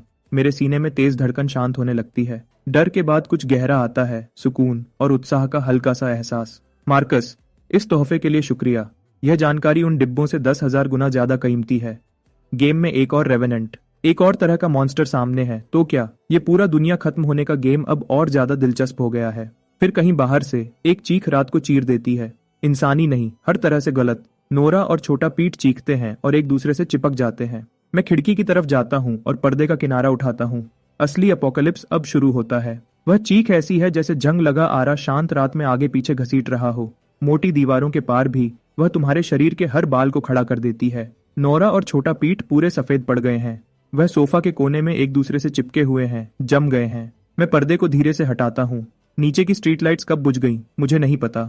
अंधेरे में एक टेढ़ा मेढ़ा आकार हमारी बिल्डिंग की तरफ धीरे से बहुत गलत तरीके से बढ़ रहा है। वह इंसान जैसा दिखता है, 4 अंग, सीधा खड़ा, लेकिन उसके जोड़ पीछे की तरफ मुड़ते हैं। हर कदम के साथ एक अजीब पूरे शरीर का झटका आता है और हड्डियों के अपनी जगह से रगड़ने की एक सूखी कर्कश आवाज। ये वही है जो मार्कस ने अपनी डायरी में बताया था, द साइलेंसर। वह तहता वह अपना सर ऊपर उठाता है। जहां चेहरा होना चाहिए वहां सिर्फ एक काला घूमता हुआ खाली जगह है जो धीरे से घूम रही है। मैं अपने दोनों हाथों से अपना मुंह बंद कर लेता हूँ, एक आवाज भी नहीं। फिर वह रुक जाता है। वह खाली जगह सीधा उस तरफ घूमती है जहां मैं खड़ा हूँ। एक ठंडी, पूरी तरह भावहीन मेंटल ब्रॉडकास्ट सीधा मेरे दिमाग में आती है। क्या तुम अपनी गर्मी मेरे साथ बांटोगे? मेरा दिल रुक जाता है। ये वही है, डेथ क्वेश्चन। मार्कस की डायरी में साफ था कि उसकी पिछली जिंदगी में एक साइलेंसर का डेथ क्वेश्चन ही उसकी मौत का कारण बना था। नो नहीं कह सकते, उससे तुम्हें तुरंत फाड़ दिया जाएगा, लेकिन यस कहना भी बचने की गारंटी नहीं देता। यह सवाल जालों से भरा है। गर्मी का मतलब क्या है? मेरे शरीर की गर्मी, मेरे कमरे का तापमान। अगर मैं यस कहता हूं तो क्या वह सीधा दीवार के पार आकर मेरी जिंदगी निचोड़ लेगा? मार्कस ने लिखा था कि वह सहमत होने के बाद क्रीचर की मांग पूरी नहीं कर पाया। यस कहना सिर्फ और शर्तों के लिए दरवाजा खोलता है। यह हर हाल में एक मौत का जाल है। मेरा दिमाग तेज दौड़ रहा है। शांत रहो, नियम सख्त हैं लेकिन लोग नहीं। हर सवाल में एक लूप होल होता है। मैं इनकार नहीं कर सकता, लेकिन मैं सवाल को नए तरीके से पेश कर सकता हूँ, उसे एक पूरा नया रूप दे सकता हूँ। मैं नीचे उस डरावनी चीज पर अपनी नजर गड़ा देता हूँ और एक ही सोच वापस उसकी तरफ भेजता हूँ। क्या तुम पूछ रहे हो कि क्या मैं तुम्हें यह गर्म पानी का कप देने को तैयार हूँ, इसके बदले में कि तुम अभी मेरी नजर से गायब हो जाओ? इस पल में उबलता हुआ पानी मेरी एकमात्र जीवन रेखा है। गर्मी के धुंधले कॉन्सेप्ट को एक ठोस चीज में बदलते हुए, अपनी शर्त भी डालते हुए, तुम गायब हो जाओ अभी। साइलेंसर रुक जाता है। उसके चेहरे पर वह खाली जगह घूमना बंद कर देती है। लगता है वह एक ऐसे लॉजिक लूप को प्रोसेस कर रहा है जिससे वह पहले कभी नहीं मिला। हर सेकंड सदियों जैसा लगता है। मेरी पीठ ठंडे पसीने से भीग चुकी है। फिर आखिर में वह भावहीन आवाज मेरे दिमाग में फिर से आती है। हाँ, जैसे ही यह आवाज आती है, साइलेंसर का शरीर झिलमिलाने लगता है और कुछ ही सेकंड्स में वह गायब हो जाता है। मैं शर्त जीत गया।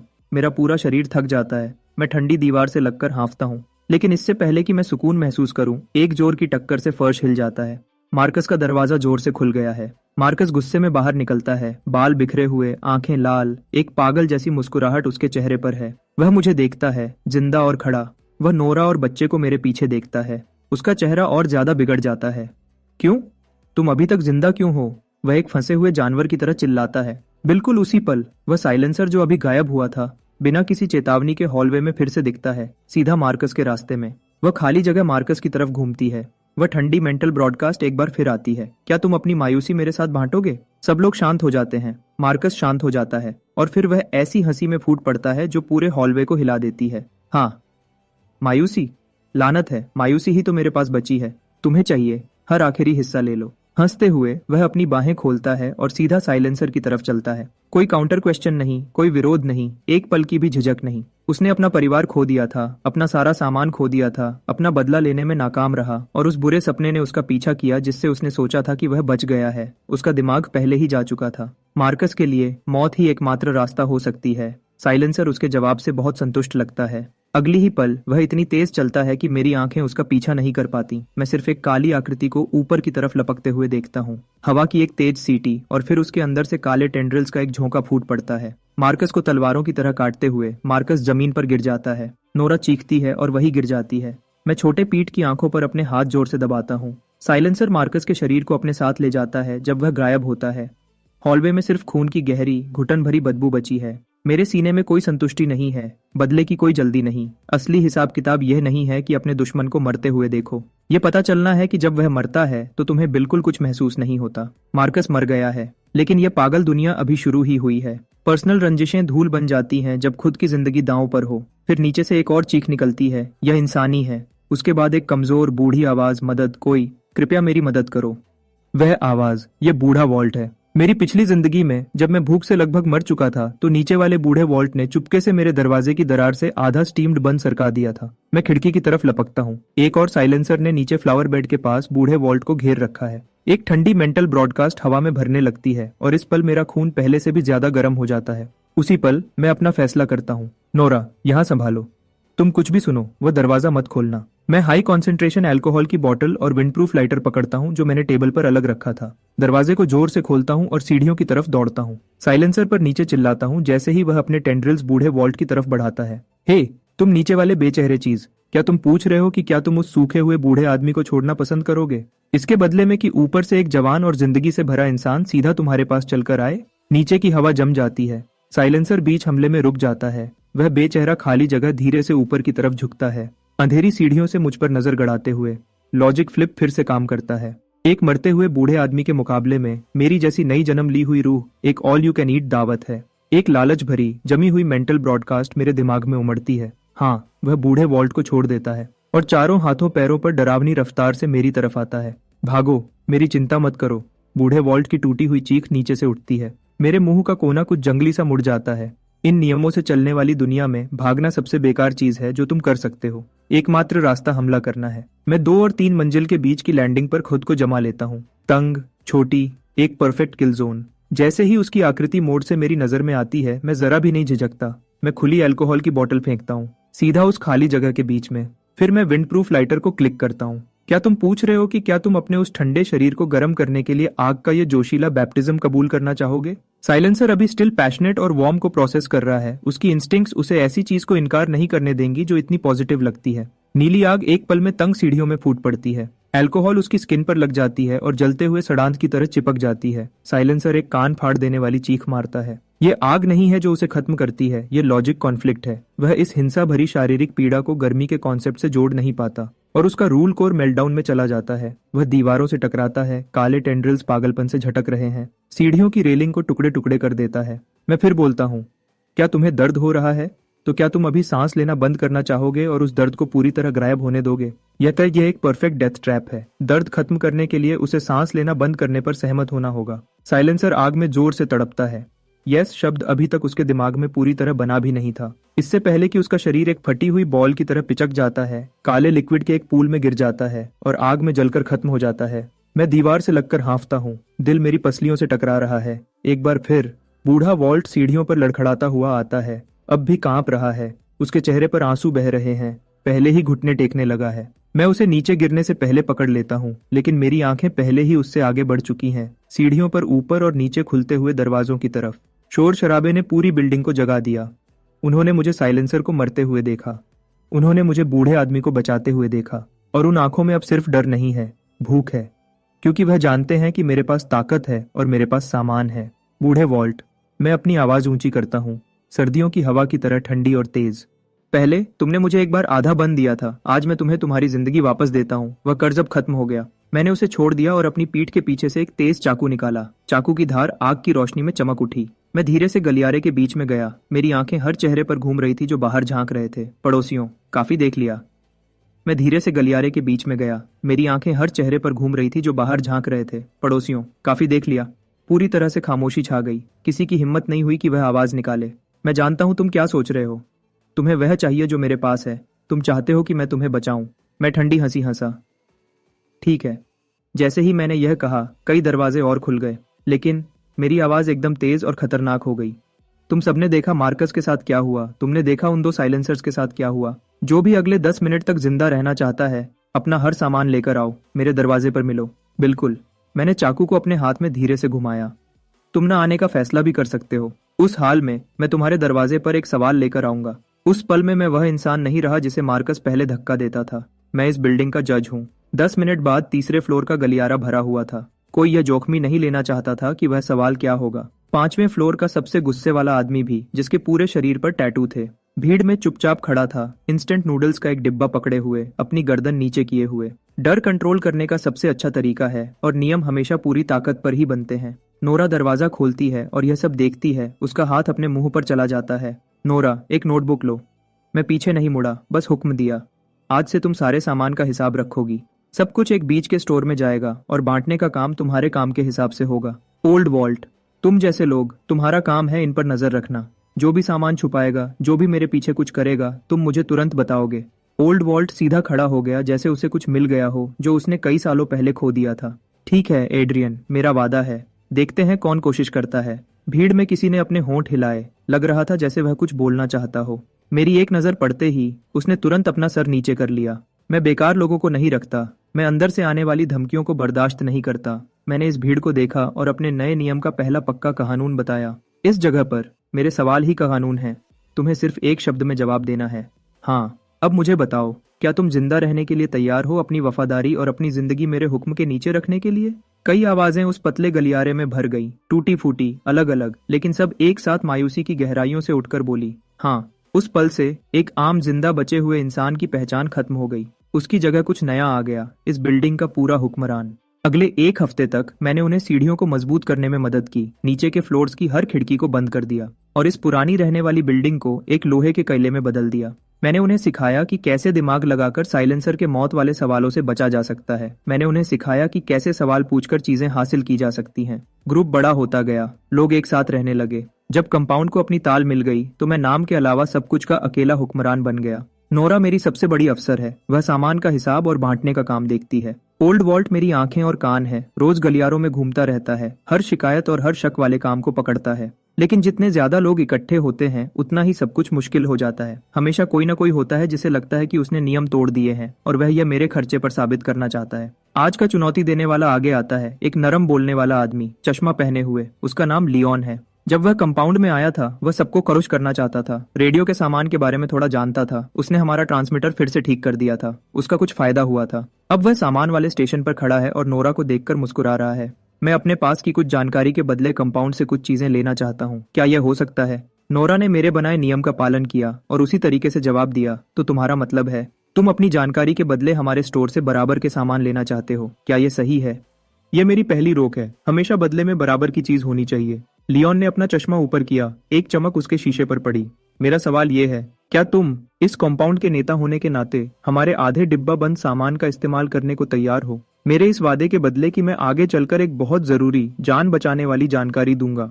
कमरा तुरंत खामोश हो गया, हर आंख डिब्बों से हटकर मेरे चेहरे पर आ गई। आधे डिब्बा बंद सामान, यह लगभग पूरे कंपाउंड की आधे से ज्यादा असली दौलत है, एक ऐसे वादे के बदले जिसका कोई मतलब नहीं और जिसे साबित भी नहीं किया जा सकता। क्या धोखा है? कुछ भी नहीं के बदले सब कुछ। और वह नोरा से नहीं, मुझसे पूछ रहा है। वह नो बैन का इस्तेमाल बहुत सोच समझकर कर रहा है। अगर मैं न कहता हूँ, कोई नहीं जानता कि डूम्सडे रूल मुझ पर क्या असर करेगा और कोई पता लगाने की हिम्मत भी नहीं करता। लेकिन अगर मैं हाँ कहता हूँ तो मेरी हुकूमत पल भर में खत्म हो जाएगी। अगर आज तुम हमारे आधे डिब्बों के बदले एक वादा कर सकते हो, कल कोई हमारे सारे पानी के बदले एक भूत की कहानी सुनाने की कोशिश करेगा, पूरा नियम टूट जाएगा।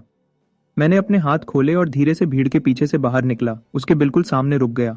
मैं मुस्कुराया। लियोन, यह एक बहुत अच्छा सवाल है। उसके होंठों के किनारे ऊपर उठने से रुक नहीं पाए, लेकिन मैं पूरा समझ नहीं पाया। क्या तुम मुझसे कह रहे हो कि मैं तुम्हारे सवाल को और साफ तरीके से समझाऊं, ताकि यहाँ सबको ठीक से समझ आ जाए कि तुम्हारा क्या मतलब है? मैंने उसकी आंखों में देखा। उसके जवाब देने से पहले मैं बोला, तुम जो असल में पूछ रहे हो वह ये है, क्या तुम हर इंसान के बचने के लिए दिए गए आधे राशन को मुफ्त में खुद अपने हाथों से देना चाहते हो? तुम्हें, लियोन, एक ऐसे जुबानी वादे पर जोखमी लेना जो शायद बिल्कुल बेकार निकले, क्या तुम यही पूछ रहे हो? मेरी आवाज तेज हो गई, हर शब्द कमरे में गोली की तरह लगा। लियोन के चेहरे से घमंड पल भर में गायब हो गया। उसने इसकी उम्मीद नहीं की थी। मैंने उसके साथ खेल नहीं खेला। मैंने उसकी गंदी छोटी सी चाल को खोल दिया और सबको दिखा दिया।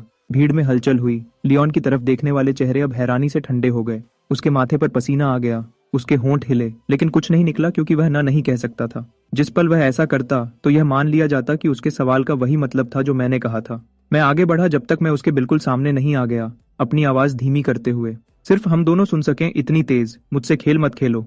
फिर मैं तेजी से पीछे हटा, भीड़ की तरफ मुड़ा। या शायद लियोन, तुम असल में यहाँ सबसे एक अलग सवाल पूछना चाहते हो? मेरी आंखें हर चेहरे पर घूमी। क्या तुम असल में यहाँ मौजूद हर किसी से नहीं पूछ रहे हो? क्या तुम ऐसे इंसान पर भरोसा करने को तैयार हो जो इस कयामत के बीच में कुछ भी देने के बारे में नहीं सोच रहा, बल्कि कंपाउंड को छेदों से खाली करने की कोशिश कर रहा है और यहाँ सबको बेवकूफ समझ रहा है? भीड़ में शोर मच गया। नहीं, उसका यह मतलब था। कसम से मुझे पता था कुछ गड़बड़ है। एक वादा हमारे आधे डिब्बों के बदले वह हम सबसे मुफ्त में काम करवाना चाहता है। लियोन का चेहरा लोहे जैसा भूरा हो गया। वह मेरी कही एक भी बात से इनकार नहीं कर सकता था, क्योंकि डूम्सडे रूल की जंजीर उसके गले में कसकर बंधी हुई थी। उसकी खामोशी का हर एक सेकंड एक इकरार था। मैंने खामोशी के लिए हाथ उठाया। लियोन, मैं तुम्हें एक आखिरी मौका दे रहा हूं एक सवाल पूछने का। मैंने अपनी आंखें उसकी आंखों पर टिकाई, देखा वह कैसे नजरें चुराने की कोशिश कर रहा था और धीरे से साफ साफ बोला, क्या तुम असल में सबसे आखिर में यही नहीं पूछना चाहते? सब लोग, मैं, लियोन, एक पल के लिए अपना दिमाग खो बैठा था और सबको नुकसान पहुंचाने और अपने फायदे के लिए एक दिमागी जाल बिछाने की कोशिश की। मुझे सजा मिलनी चाहिए। क्या तुम मुझे हमेशा के लिए इस कॉम्पाउंड से बाहर निकालने को तैयार हो? गलियारा पूरी तरह से खामोश हो गया। लियोन कांप रहा था। सब उसे देख रहे थे, उसका सवाल पूछने का इंतजार कर रहे थे, या ज्यादा सही कहूं तो मेरे उसके लिए सवाल पूछने का इंतजार कर रहे थे। वह नहीं कहेगा तो मैं कहूंगा। मैं भीड़ की तरफ मुड़ा और अपनी आवाज ऊंची की। क्या तुम सब ऐसे इंसान को निकालने को तैयार हो जिसने हमें बांटने की कोशिश की, और ये पक्का करने को कि उसे दूसरा या तीसरा मौका न मिले हमें तबाही में घसीटने का? हाँ, उसे बाहर निकालो। इस बार जवाब एक आवाज में था, इतना तेज कि कान फट रहे थे। नो बैन के तहत यह कंपाउंड का पहला एक जैसा वोट बन गया। लियोन जमीन पर गिर गया, उसका चेहरा राख जैसा हो गया था। मैंने उसकी तरफ नीचे देखा, मेरे दिल में कुछ भी नहीं हिला। तुमने उनकी बात सुनी। मैं मुड़ा और पीछे नहीं देखा। नोरा, उसे एक पानी की बोतल और एक पैकेट क्रैकर्स दो और फिर उसे बाहर छोड़ाओ। इस पल में पूरी हुकूमत पूरी तरह से पक्की हो गई। तभी कोने में रखा रेडियो, वही जिसे लियोन ने ठीक किया था, अचानक तेज स्टैटिक की आवाज के साथ बजने लगा और एक आदमी की आवाज आई, गहरी और गूंजती हुई। शहर के जिंदा बचे हुए लोगों, हेलो, क्या तुम अपनी बेकार की लड़ाई छोड़ने को तैयार हो और हमारे अलायंस फॉर ह्यूमन सर्वाइवल में शामिल होने को तैयार हो? आवाज ऐसे लग रही थी जैसे वह किसी गहरी खाई से आ रही हो, कमजोर सिग्नल से गुजरते हुए सीधे कमरे में मौजूद हर कान तक पहुंच रही थी। अपना सारा सामान दे दो, अपनी बेकार की निजी जगहों को छोड़ दो और एक अच्छी, एक जैसी देखभाल के नीचे आ जाओ। क्या तुम तैयार हो? ब्रॉडकास्ट पर मौजूद आदमी चिल्ला नहीं रहा था, धमका नहीं रहा था। उसकी आवाज मौसम की खबर की तरह शांत थी, और वही शांति थी जिसने एक ठंडक भेज दी तुम्हारे पैरों के तलवों से सीधे तुम्हारे सर तक। यह एक खुला खेल था, दिन के उजाले में बिछाया गया एक बहुत बड़ा जाल जिसे तुम मना नहीं कर सकते थे। डर गलियारे में एक अदृश्य लहर की तरह फैल गया। ओल्ड वॉल्ट के होंठ कांप रहे थे। उसने मेरी तरफ देखा, उसकी आंखों में डर भरा था। नोरा ने बिना सोचे समझे छोटे पीठ को अपने पीछे खींच लिया। उसका चेहरा पूरी तरह से सफेद पड़ गया था। कमरे में हर आंख मुझ पर ऐसे टिक गई जैसे मैं स्पॉटलाइट में हूँ। उनकी आंखों में मैं वह था जो नियम से लड़ सकता है, एक भगवान। लेकिन मैं सच जानता हूँ, मैं भगवान नहीं हूँ। मैं बस एक आम इंसान हूँ जो सबसे एक बार ज्यादा मर चुका है। इस ब्रॉडकास्ट पर मौजूद आदमी मार्कस या लियोन जैसा बिल्कुल नहीं है। छोटे फायदा उठाने वाले जो सिर्फ लेना जानते थे। वह सिर्फ डूम्सडे रूल को समझता ही नहीं है, उसने इसे अपनी पूरी ताकत तक बढ़ाने का तरीका ढूंढ लिया है। बड़े पैमाने पर ब्रॉडकास्ट। उसे एक भी दरवाजे पर दस्तक देने की जरूरत नहीं। वह एक जगह बैठकर पूरे शहर से बात करता है, अपनी मर्जी अपने सिग्नल की पहुंच में हर इंसान पर थोपता है। इसका बोझ मेरे सीने पर एक पत्थर की तरह दब रहा था। मैंने कमरे में उन सब डरे हुए चेहरों को देखा। नोरा की गोद में छोटे पीठ की बड़ी न समझने वाली आंखों को देखा। नहीं, मैं नरक से वापस आया हूँ, दोबारा किसी अलग जगह, अलग तरीके से मरने के लिए नहीं। मैंने एक लंबी गहरी सांस ली और गुस्से और दबाव की हर उठती लहर को नीचे दबाया। मैंने उन सबको देखा और धीरे से बोला, मैं हमेशा एक पहाड़ था, कभी नदी नहीं। खाली नजरें। कोई नहीं समझा। मैं मुस्कुराया, एक ऐसी मुस्कुराहट जिसमें कोई गर्मी नहीं थी, सिर्फ ठंडी तीखी धार थी। एक नदी एक बड़ी नदी में समा जाती है, लेकिन एक पहाड़ बस खड़ा रहता है। मैं खड़खड़ाते रेडियो की तरफ गया और हाथ बढ़ाया। कमरे में हर हैरान चेहरे के सामने मैंने धीरे से एंटेना को मोड़ा जब तक वह टूट नहीं गया। एक साफ तेज आवाज आई और ब्रॉडकास्ट बंद हो गया। पूरी दुनिया पल भर में शांत हो गई। मैं हैरान भीड़ की तरफ मुड़ा। उसने हमसे पूछा कि क्या हम तैयार हैं, लेकिन वह भूल गया, हमें भी सवाल पूछने का हक है। यहाँ रहने का मतलब है वह हक किसी और को दे देना। हम कटने वाले बकरे बन जाएंगे। क्या तुम यही चाहते हो? कोई नहीं बोला, लेकिन उनकी बंद मुट्ठियां और लाल आंखों ने मुझे जवाब दे दिया था। मैं उस दीवार की तरफ गया जहां हमने एक शहर का नक्शा लगाया था जो हमें सामान लाते वक्त मिला था। मेरी उंगली नक्शे के बीच में पड़ी, ब्रॉडकास्ट टावर की निशानजद जगह पर। उसका हमें ढूंढने का इंतजार करने के बजाय हम उसे पहले ढूंढेंगे। मैं नोरा की तरफ मुड़ा और हुक्म दिया। वह तुरंत सीधी खड़ी हो गई। हमारे सब हथियारों और चलने वाली गाड़ियों का हिसाब लो।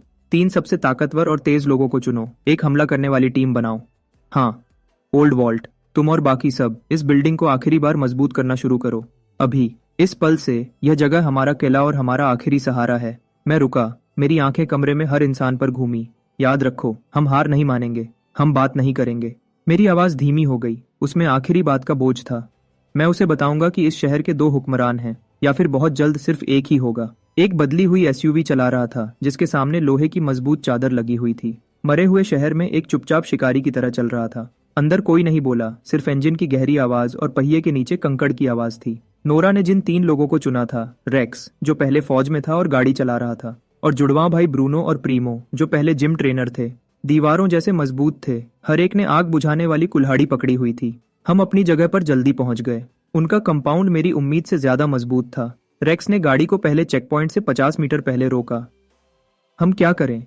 वह हथियार बंद हैं। उसकी आवाज में डर था।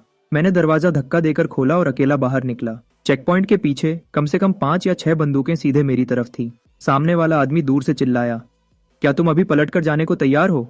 एक अच्छी शुरुआत थी। मैं हाँ भी नहीं कह सकता था और न भी नहीं कह सकता था, क्योंकि अगर मैं न कहता हूँ डूम्सडे रूल के सीधे नियम के हिसाब से मैं ये कह रहा हूँ कि मैं नहीं जाऊंगा, जिसका मतलब है मैं खुद को उनके हवाले कर रहा हूँ। लेकिन मैं मुस्कुराया। मैंने अपने पैर जमाए और साफ आवाज में वापस बोला, मैं तुम्हारे नेता के लिए आया हूँ। मुझे बताओ, क्या तुम पूछ रहे हो कि मैं अपनी सारी हिफाजत नीचे कर दूं, तुम्हारे बेस में अकेला चला जाऊं और तुम्हारे सवालों का जवाब दूं? मैंने एक संभावित दुश्मनी वाले काम को एक ऐसे सवाल में बदल दिया जो वह मुझसे पूछ रहे थे। गार्ड साफ तौर पर रुक गया। उसने इस जवाब की उम्मीद नहीं की थी। हवा कुछ सेकंड के लिए जम सी गई। तभी उसके पास के रेडियो से एक आवाज आई, मजेदार, बिना जल्दी के, दिलचस्प, उसे अंदर आने दो। लोहे की जाली वाला दरवाजा धीरे से खुल गया। मैंने रेक्स और दूसरों की तरफ पीछे देखा। एक पक्की नजर जो कह रही थी, शांत रहो। फिर अकेला अंदर चला गया। मुझे ब्रॉडकास्ट टावर के अंदर ले जाया गया, जिसे एक बड़े रहने की जगह में बदल दिया गया था। हर तरफ लोग चल रहे थे, फिर भी अजीब सी खामोशी थी। हर चेहरा खाली था। एक ऐसा नियम जो तुम्हारे अंदर तक ठंडक भेज दे। सबसे ऊपर वाले फ्लोर पर मैं ब्रॉडकास्ट हॉल में मैं आखिरकार उनके नेता से मिला। वह 40 साल के बीच का लग रहा था। सुनहरी चश्मा, एक साफ सफेद शर्ट पहने हुए। वह कयामत के सरदार से कम और यूनिवर्सिटी के प्रोफेसर जैसा ज्यादा लग रहा था। वह एक बड़े ब्रॉडकास्ट डेस्क के पीछे बैठा था, शांति से अपना चश्मा साफ कर रहा था। स्वागत है, उसने अपना सर उठाते हुए कहा। चश्मे के पीछे उसकी आंखें बाज की तरह तेज थी। वह मेहमान जो दिमाग से लड़ता है। और तुम वही होगे जिसे सवाल पूछना पसंद है। मैंने उसके सामने वाली कुर्सी खींचकर बैठ गया, बिना बुलाए। वह मुस्कुराया। लग रहा था उसे कोई फर्क नहीं पड़ा। क़यामत में दिमाग ही ताकत है, क्या तुम नहीं कहोगे? उसने अपना चश्मा वापस पहना और थोड़ा आगे झुका, उंगलियां डेस्क पर मिलाए हुए। तुम्हारा आना सच में मुझे हैरान कर गया। मैंने सोचा था कि मैं ही इस शहर में अकेला साफ दिमाग वाला इंसान बचा हूँ। अगर तुम पहले से जानते थे कि मैं हूँ, तो उस ब्रॉडकास्ट का इस्तेमाल मुझे जांचने के लिए क्यों किया? क्या यह बेकार नहीं लगता? मैं पीछे नहीं हटा। वह जैब जांच नहीं थी। उसने अपना सर हिलाया। मुस्कुराहट और गहरी हो गई। वह एक ऐलान था। मैं बस अपनी मौजूदगी बता रहा था और उन लोगों को हटा रहा था जो नियम समझने के लिए भी बहुत कमजोर थे। हर शब्द में खुला घमंड था और इंसानी जिंदगी के लिए पूरी तरह से बेपरवाही थी। मेरा दिमाग तेजी से चलने लगा। ये आदमी मार्कस से 10,000 गुना ज्यादा खतरनाक है। मार्कस का लालच और बेरहमी उसके चेहरे पर दिखती थी। इस आदमी की बुराई दिमाग और समझदारी में छुपी है, जो उसके शांत रहने के पीछे छुपी है। उसे चीजें लेना पसंद नहीं, उसे सिर्फ अपनी दिमागी ताकत से सब कुछ कंट्रोल करने में मजा आता है। उसने मुझे देखा, फिर अपना पहला असली सवाल पूछा, क्योंकि तुम मेरे पास खुद आए हो, मैं मानता हूं तुम एक समझदार इंसान हो, तो क्या तुम अपनी समझदारी देने को तैयार हो सब जिंदा बचे हुए लोगों के भविष्य के लिए और हमारे साथ शामिल होने को तैयार हो? ये सवाल 100 गुना ज्यादा खतरनाक है जो नीचे गार्ड ने कहा था उससे। ये रोशनी की पेशकश लगती है, लेकिन अगर मैं इसका जवाब नहीं दे पाया तो मैंने उसकी हुकूमत को अपने ऊपर मान लिया। मेरा दिमाग हर शब्द को चीर रहा था। योगदान दो, हमारे साथ शामिल हो जाओ। हर शब्द से लग रहा था कि मैं उसके नीचे हूँ। उसे एक साथी नहीं चाहिए, उसे एक होशियार नौकर चाहिए। मैं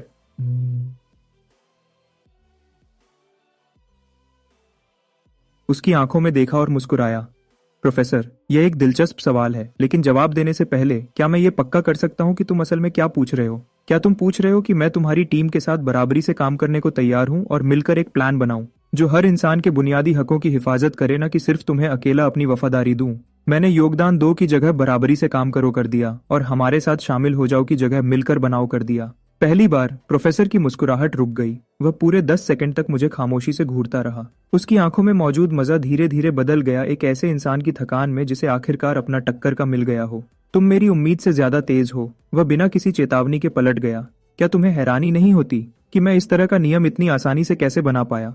मेरे जवाब का इंतजार किए बिना उसने मुझे जवाब दिया, क्योंकि नियम खुद ही बदले जा सकते हैं। जब कोई इंसान नियम का इस्तेमाल करके 100 से ज्यादा लोगों की मर्जी को कंट्रोल कर लेता है तो उसे एक नियम की इच्छा मिलती है। ये कुछ ऐसा था जो मैंने पहले कभी नहीं सुना था। मेरी पहली इच्छा ये थी, जो भी मेरे खिलाफ लड़ने का सोचेगा उसे तुरंत तेज दर्द होगा, जैसे सुई चुभी हो, और बस ऐसे ही नियम बन गया। प्रोफेसर की आंखों में एक पागलपन की चमक थी। एक ठंडक सीधे मेरे दिमाग तक पहुंच गई। हैरानी नहीं कि यहाँ सब खोखली लाशों की तरह चलते हैं। वह लड़ने से मना नहीं करते, वह इसके बारे में सोच भी नहीं सकते। अब वह पीछे हो गया, पूरे कंट्रोल वाली अपनी पुरानी मुद्रा में वापस आ गया। क्या तुम्हें अब भी लगता है कि तुम मुझसे बराबरी के बारे में बात करने के लायक हो? उसे लगता है कि इस खुलासे ने मुझे तोड़ दिया होगा, लेकिन मैंने अभी उसकी कही हर बात में सबसे खतरनाक कमजोरी ढूंढ ली है। मैं उसे वहां बैठा देखता हूँ, अपने जीनियस पर घमंड से संतुष्ट, और अचानक मुझे यह लगभग मजेदार लगता है। दयनीय। प्रोफेसर का चेहरा पूरी तरह बदल जाता है। मैं खड़ा होता हूँ। मैं उसे नहीं देखता। इसके बजाय मैं हॉल के पार उसके लोगों की तरफ देखता हूँ जो मेरे एक लफ्ज से पहले ही हिलने लगे हैं। मैंने अपना हाथ उठाया और प्रोफेसर की तरफ धीरे से सोच समझकर इशारा किया, जैसे मैं कोई पब्लिक फैसला सुना रहा हूँ। मेरी आवाज तेज नहीं है, लेकिन वह हर सीने में बिजली की गरज की तरह लगती है। प्रोफेसर, क्या तुम असल में अपने फॉलोअर्स से यही नहीं पूछना चाहते हो? क्या तुम तैयार हो एक आदमी की लालच के लिए, मासूम सर्वाइवर्स पर हमला करने और साइलेंसर्स जितने ही इंसानहीन बनने के लिए? मेरा सवाल हॉल में ऐसे गिरता है जैसे शांत पानी में बॉम्ब। पूरा कमरा उसके असर से गूंज उठता है। हर आंख प्रोफेसर पर टिक जाती है। उन चेहरों की खाली बेजानपन गायब हो गया है। उसकी जगह डर, शक और गुस्से की हल्की, लंबे समय से दबी हुई चमक ने ले ली है। मॉन्स्टर बनो, मासूम सर्वाइवर्स पर हमला करो। यह शब्द उनमें से हर एक के अंदर बची आखिरी इंसानी फितरत को छूते हैं। प्रोफेसर का चेहरा लोहे जैसा भूरा से सफेद हो जाता है। वह खुद को अपनी कुर्सी से धकेल कर उठाता है। उसका कीमती एडिक्ट, वह नियम जिस पर उसे इतना गर्व था, लगता है काम करना बंद कर दिया है। क्योंकि मेरे सवाल को यस या नो की जरूरत नहीं है। मैंने बस उनकी तरफ से पूछा, वह सवाल जो उनके दिलों की गहराइयों में दफन था। वह हार गया। जिस पल मैंने वह सवाल पूछा, तभी सब खत्म हो गया था। बिल्कुल बकवास। प्रोफेसर आखिर में टूट जाता है। उसकी आवाज तेज और टूटी हुई निकलती है। वह त्याग से एक कांपती हुई उंगली मेरी तरफ उठाता है। तुम उनके दिमाग को घुमा रहे हो। क्या तुम असल में सबसे नहीं पूछ रहे हो? क्या तुम एक बाहर वाले पर भरोसा करने को तैयार हो और उन्हें वह स्थिरता बर्बाद करने दो जिसे हमने इतनी मेहनत से बनाया है? उसकी आखिरी काउंटर मूव, बाहर वाले की अस्थिरता का इस्तेमाल करके मेरे और बाकी सबके बीच फूट डालने की कोशिश। एक बार फिर बहुत देर हो चुकी है। मैं उसके सवाल को बिल्कुल नहीं मानता। मैं कमरे की तरफ शांत और सोच समझकर लफ्ज ब लफ्ज देखता हूँ। मैं यहाँ किसी और के एम्पायर में समा जाने के लिए नहीं हूँ। मैं यहाँ हर संघर्ष करती नदी को एक दिशा देने के लिए हूँ, एक ऐसी दिशा जो किसी बड़ी चीज की तरफ ले जाती है। मैं रुकता हूँ, उन लड़खड़ाते चेहरों पर नजर डालते हुए। अब मैं तुम्हें एक ऐसा सवाल दूंगा जिसे किसी जवाब की जरूरत नहीं। क्या तुम मेरे साथ मिलकर एक ऐसा ऑर्डर बनाने को तैयार हो जो सच में सर्वाइवल के लिए हो, न कि किसी एक इंसान की लालच के लिए? एक ऐसा ऑर्डर जो साइलेंसर्स के खिलाफ खड़ा हो और हमें रात को सोने दे बिना इस डर के कि कल हमें एग्जीक्यूशनर्स बनना पड़ेगा। जिस पल मैं खत्म करता हूँ, भीड़, हलचल और सरगोशियों की एक न रुकने वाली लहर में टूट जाती है। प्रोफेसर का इनर सर्कल, उसके बगल में खड़े हथियारबंद गार्ड्स एक दूसरे को देखने लगते हैं। उनके हथियारों पर पकड़ धीरे से ढीली पड़ जाती है। पाला पूरी तरह पलट जाता है। प्रोफेसर अपने ही लोगों को उसे छोड़ते हुए देखता है। उसके चेहरे से हर रंग गायब हो जाता है। वह अपनी कुर्सी में वापस गिर जाता है जैसे उसके शरीर की हर हड्डी घुल गई हो। वह पूरी तरह से टूट चुका है। मैं उसे दूसरी नजर भी नहीं देता। मैं मुड़ता हूँ और नीचे चलता हूँ और किसी से नोरा और बूढ़े वॉल्ट को ऊपर लाने को कहता हूँ। एक बार जब वह पहुंच जाते हैं तो मैं ऑर्गेनाइज करना शुरू करता हूँ, सप्लाईज और लोगों का कंट्रोल लेता हूँ। सब कुछ परफेक्ट ऑर्डर में चलता है, जैसे हम हमेशा से यहाँ के ही थे। ये सब मेरी उम्मीद से ज्यादा आसानी से होता है। मैं फ्लोर से सीलिंग तक की खिड़की की तरफ चलता हूँ और नीचे प्लाजा को देखता हूँ। मेरे लोग और प्रोफेसर के पहले के फॉलोअर्स एहतियात से एक दूसरे की तरफ बढ़ रहे हैं, मिलना शुरू कर रहे हैं। मेरे पैरों के नीचे एक नया बहुत बड़ा सर्वाइवर कंपाउंड बन रहा है। आज से मैं अब अकेला सर्वाइवल के लिए लड़ने वाला इंसान नहीं हूँ। मैं एक लीडर बन गया हूँ। फिर बिना किसी चेतावनी के एक ठंडी मैकेनिकल घंटी मेरे दिमाग में फूट पड़ती है, जानी पहचानी और डरावनी। रुकी शील्ड खत्म हो गया। डूम्सडे रूल अपडेट हो रहा है।